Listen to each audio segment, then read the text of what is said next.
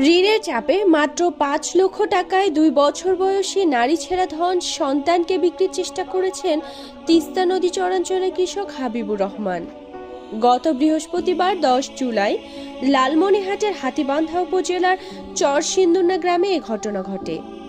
স্থানীয়রা জানান, তিস্তা নদীর চরাঞ্চলের চরসিন্দুনা গ্রামের প্রান্তিক কৃষক হাবিবুর রহমান গত মৌসুমে স্থানীয় ওমর আলী, আশরাফুল ও নূর আলম নামের ৩ জন দাদন ব্যবসায়ীর কাছ থেকে চড়া সুদে ৩ লাখ টাকা ঋণ নিয়ে চাষাবাদ করেছেন।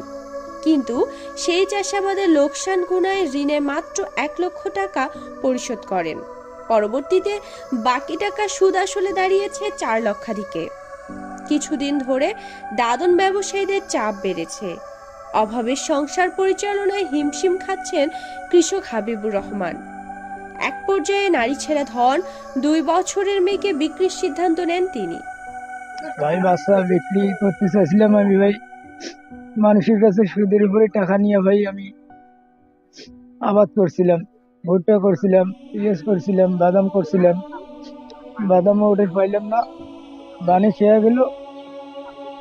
পিঁয়াজও তো পাইলাম না, পিঁয়াজ তো এবছর হয়নি, তাও বন্যায় খেয়ে গেল। আমাকে তো ভালোভাবে তুলতে পারলাম না।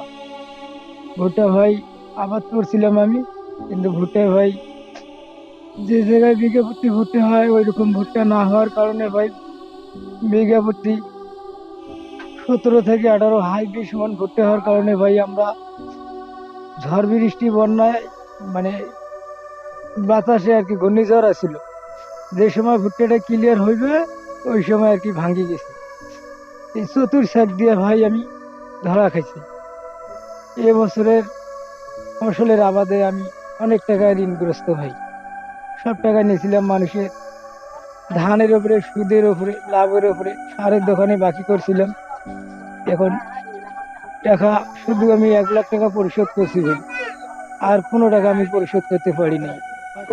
ভাই আমার স্বামী মানুষের কাছে মেলা টাকা ঋণ করছে, মেলা টাকা ঋণ করার পর লাভের পর টাকা নিয়েছে, তারপর টাকা নিয়ে আবাদ করছিল।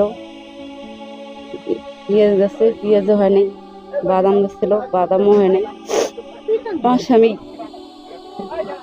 মেলা টাকা ঋণ করছে, করিয়ে ভুট্টে গাছছিল, ভুট্টে ঘূর্ণিঝড়ে ভালো হয় নাই, ফসল